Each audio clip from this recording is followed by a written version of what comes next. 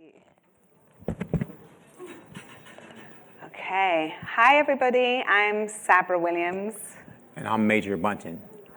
So I just want to give you I don't know if I even need to point it over that direction, but I just want to give you a verbal warning that you may see some slides or videos today that may be triggering to you, so I just want to warn you in advance. This slide right here is the reality of the American prison system. So our question is, can technology change it or even just start to disrupt it? So take a moment to think about what you love about technology. Chances are it's something to do with creating value and making people's lives better. Ultimately, we all care about the same things. It's just often the tools, the audience, and the approach that differs. And while technology has reached into almost every corner of our lives in the global north, we're still leaving many, many people behind in the digital divide. And amongst these are creative, visionary people who could actually further tech usage and applications beyond what we can even imagine. And many of those people are behind bars. Imagine it's 1990. No cell phones, personal computers. You check out at the supermarket with a teller. Someone pumps your gas for you. There's no Google, and everything is analog. Now fast forward to 2024. Everything is computerized. Imagine arriving in another country where you don't know the language or the culture. How would you cope? Now add to being to a foreign country that you have no skills to get a job, no credit to get a roof over your head. This is what it feels like.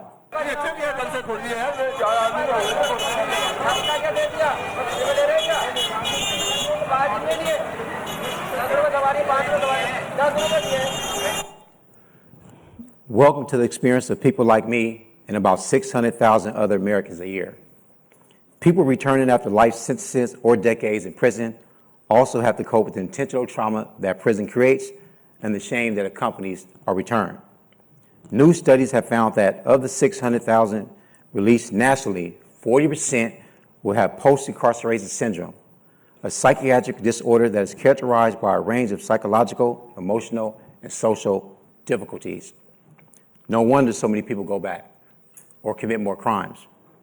We can do better.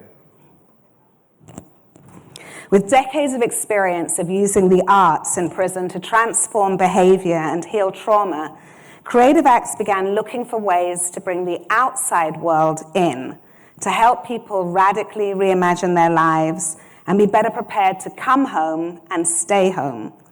Virtual reality has had positive outcomes in the wellness and mental health space, and it has actually been used inside some prisons in a very rudimentary form. But we never imagined the incredible impact that VR, combined with an artistic approach, could have on our inside partners. Particularly those people in solitary confinement, where they're in the cells 23 hours a day with no human interactions.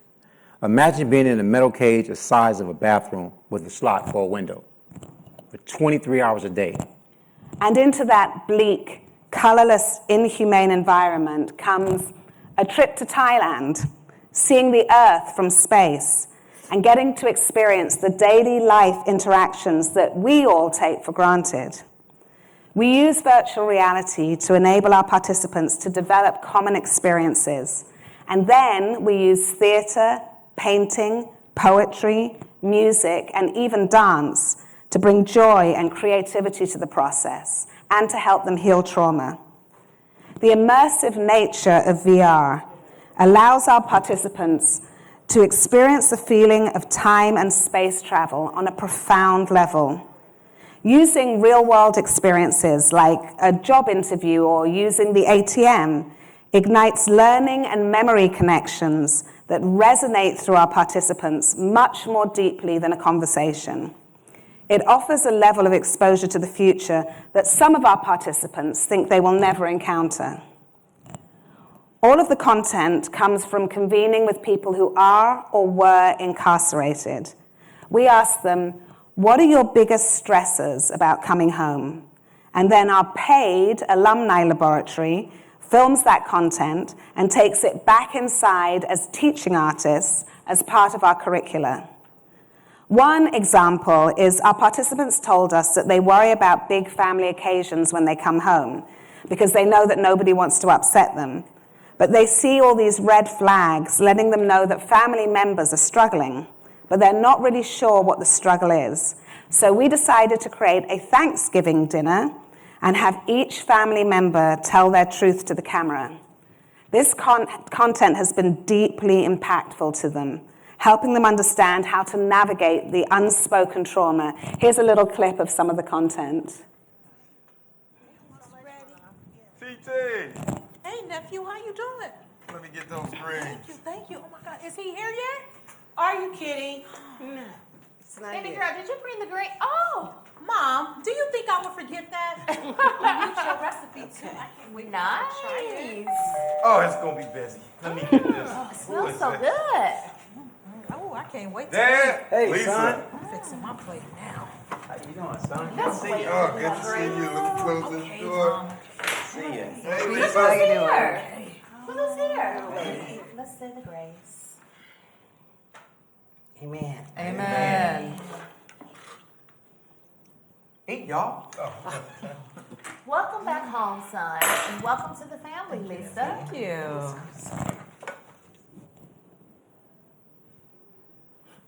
When I was 17 years old, my brother Peter went to prison and was given a life sentence. Years before, my friend Latarsha's brother went to prison, so I kind of knew what to expect. But I never thought it would happen to me. I was doing well in school, about to graduate early. But with Peter away, now I have to take care of the family.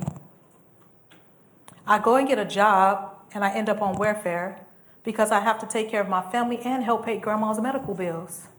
It's hard. Peter introduces me to his friend Dog, and we began dating. I didn't know it at the time, but Peter did. He knew that Dog was a pimp. But what can I do? I need to make money. Dog told me that he would take care of me and make sure I made some extra money if I took care of him. I did what I had to do.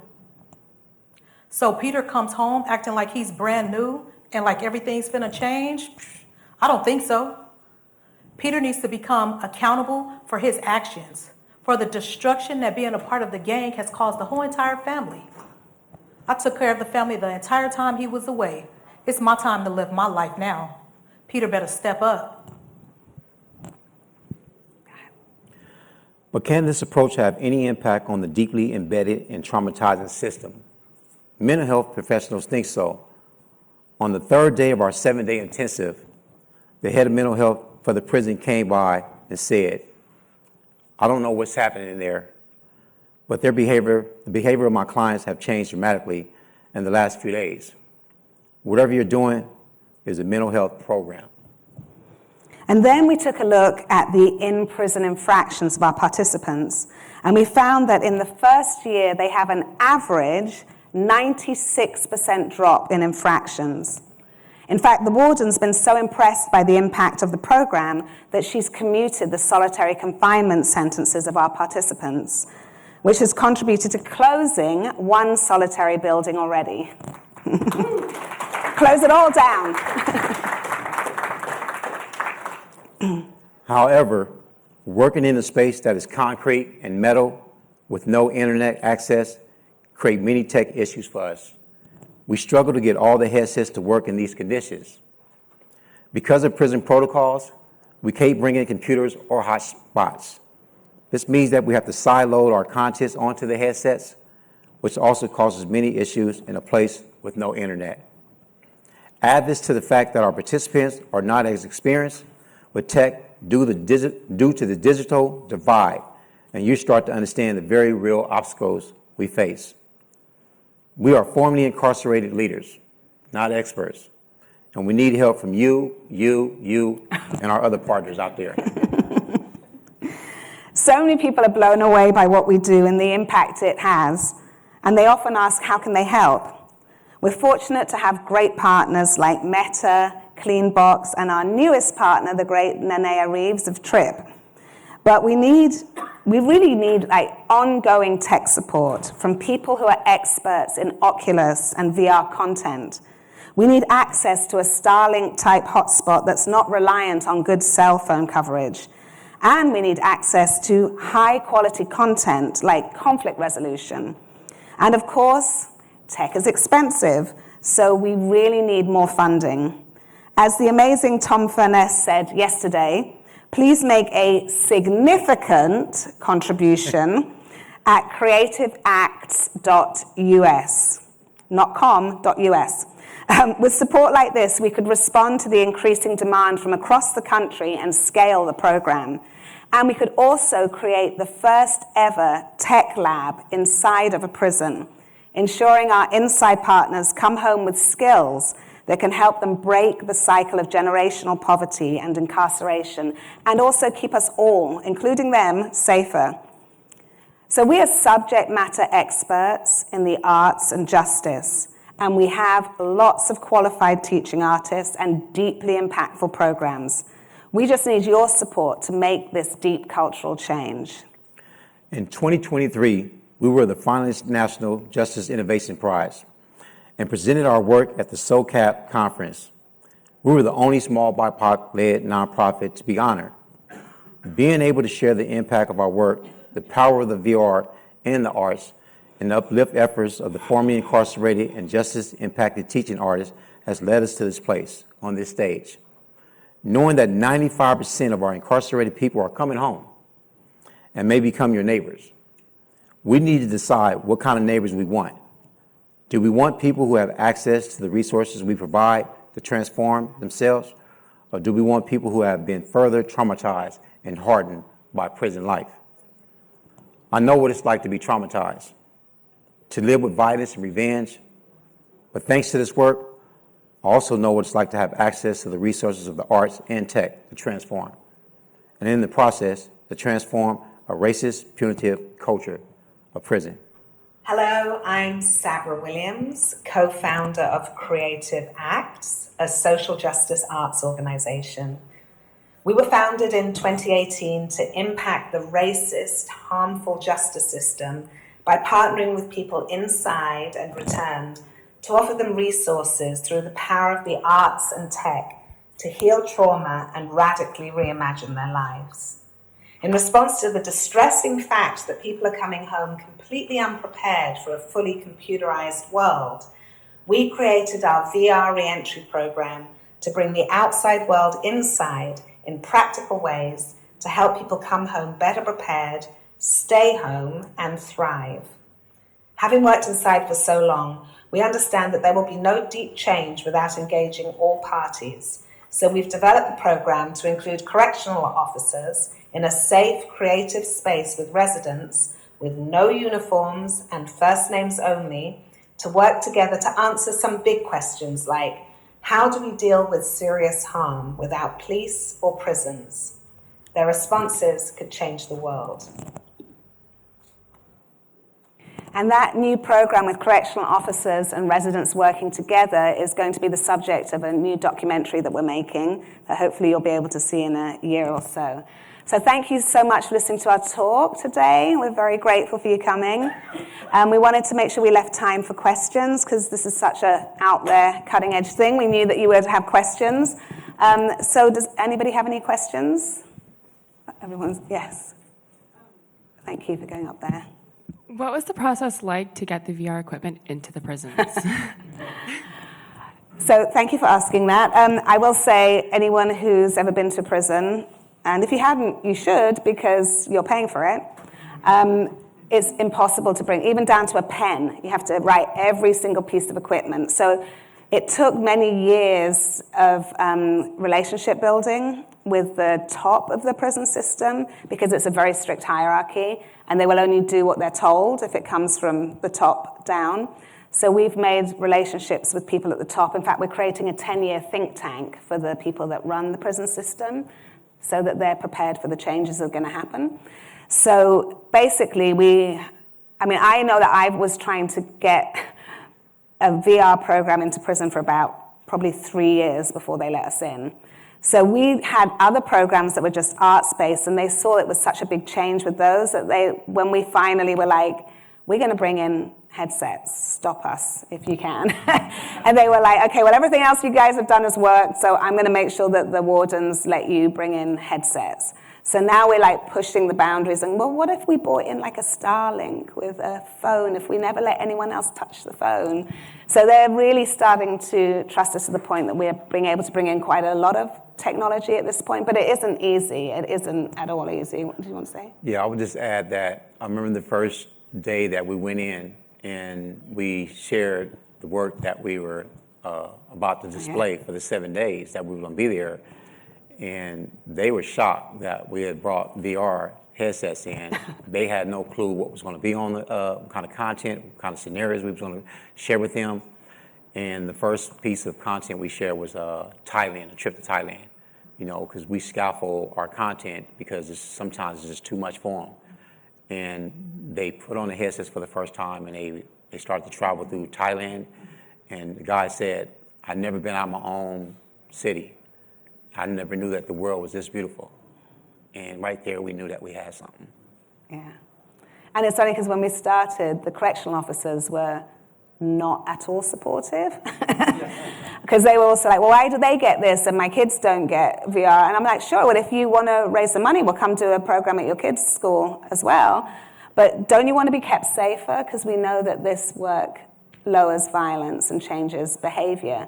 So the first time people were really resistant, and then they saw the difference, and they gave us the guy who has the most infractions in the entire state. He's famous. Yeah. Even like the people at the top of the system know this guy's name. The warden was like, we're going to give you this guy, and the correction officers were like, he's going to attack you, and we were like, it's not, why would he attack us when he can go to Thailand, right? So from the very moment he started, and by the way, they're in those cages, right? They can't get out these cages. So from the very first time he put on the headset, he was transformed. And after that week, she commuted his sentence. He'd been in solitary for 12 years. And she put him back in another prison on the main line, like a main prison, normal prison yard. And that was over a year ago, and he hasn't had any infractions. He had 11 in one morning before that. So, yeah. And that's why the mental health people are like, we don't know what you're doing, but this is a mental health program. And that's why we need help. We need research help. Yeah, it's amazing. Our idea was just to bring the outside world to them, give them an opportunity to see how the world is operating and moving. We didn't know that it was going to create a sense of hope. We didn't know it was going to create a sense of direction, a sense of wanting to change, all those narratives that brought them to prison. And it started to develop a new sense of direction, and a lot of these guys are so desensitized to their emotions, they're stuck in their ways. I'm a prime example of that. I was stuck in my ways for 23 years. I knew nothing but that world. And it took me 23 years to figure out that there was something better for me. And once I started to dive into the program, give myself an opportunity to take advantage of what these programs were, I started to change the narrative of how I saw myself, how I saw people, and how I saw life. In 2018, they let me go. And I've been working with Sabra for... Grabbed him immediately. I've been working with her for 4 years now. I'm the director of programming. And, she taught me right in the same prisons that I work in right now.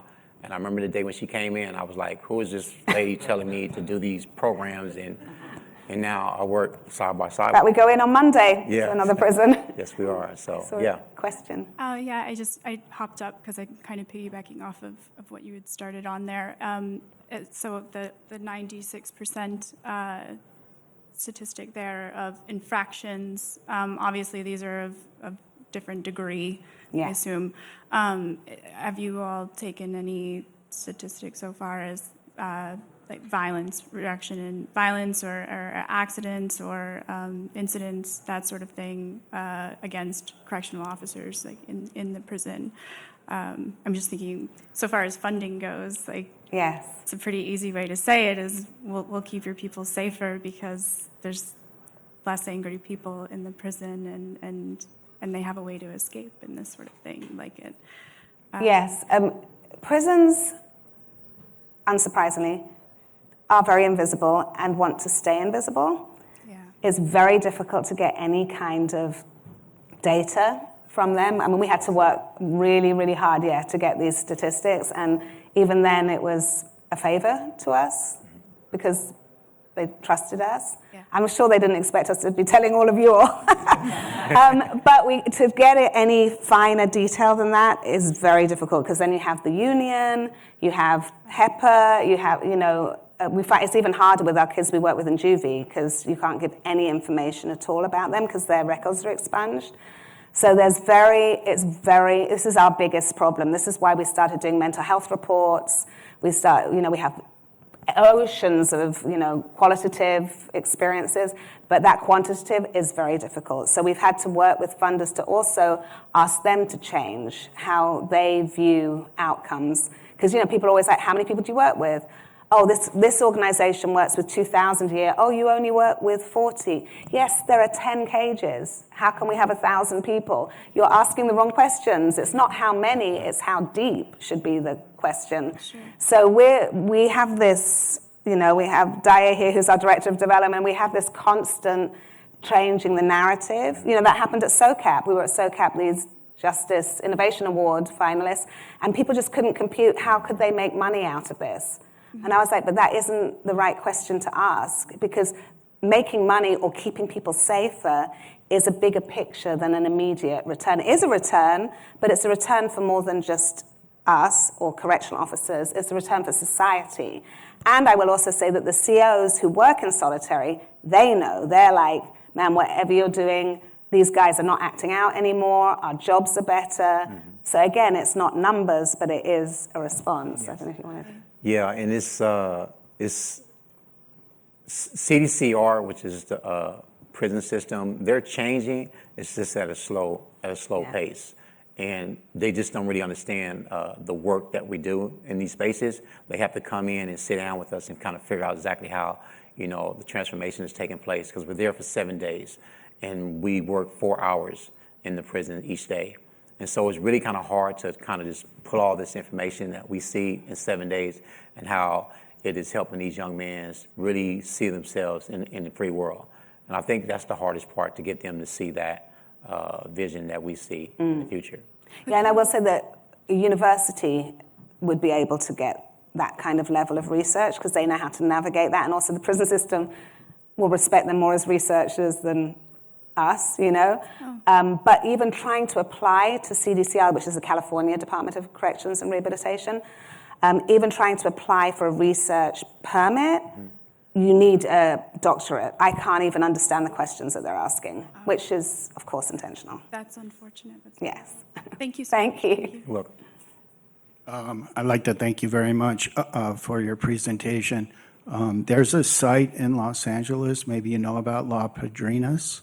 Yes, we were just there last week. Youth Correctional Facility. Yes. And I've been working with parole. I teach at USC in this conversation. There's a term here that goes out a lot called XR, and that reality I call environment. And so we have an initiative to actually use the environment.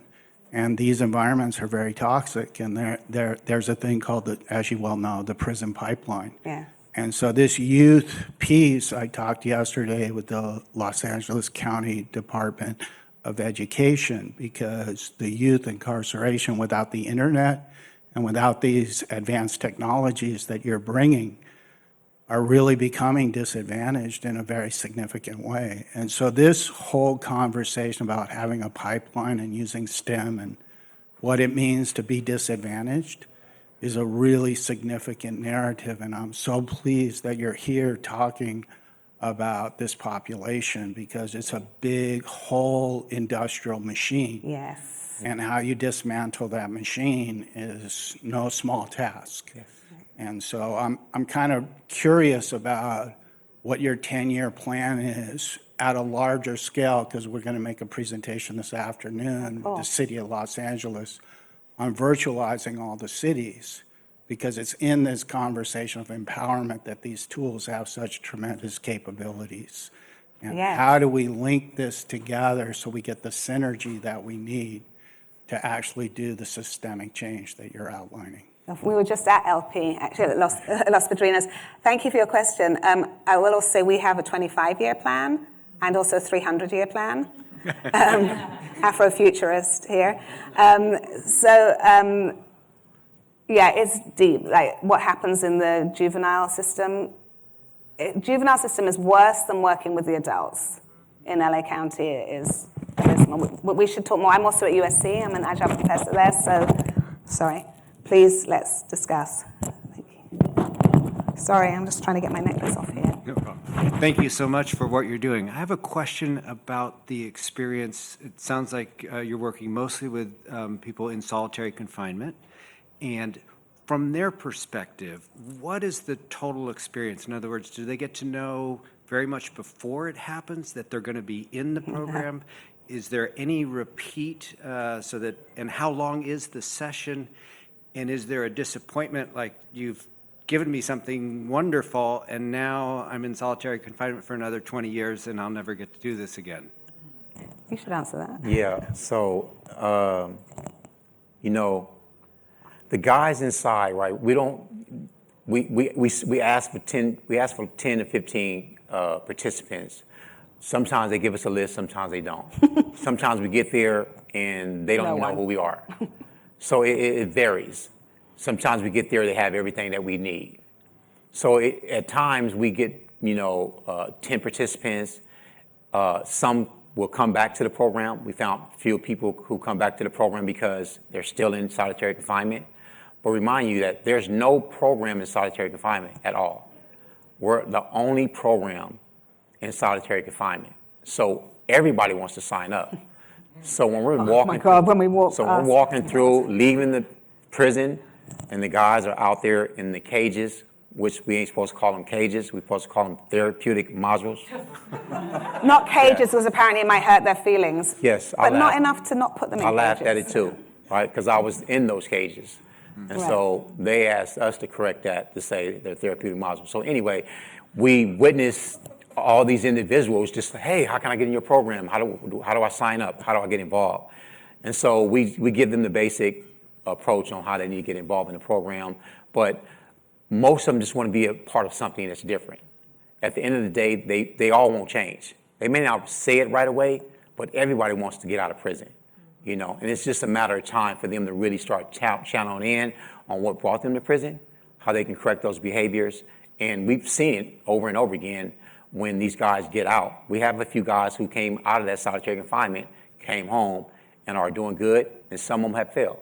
But at the end of the day, we just got to continue to be in those spaces where it starts at the top. Because solitary confinement is where all the rules of all the prisons, that's how they conduct all the rules. Because these people in solitary confinement make the rules of all the prisons.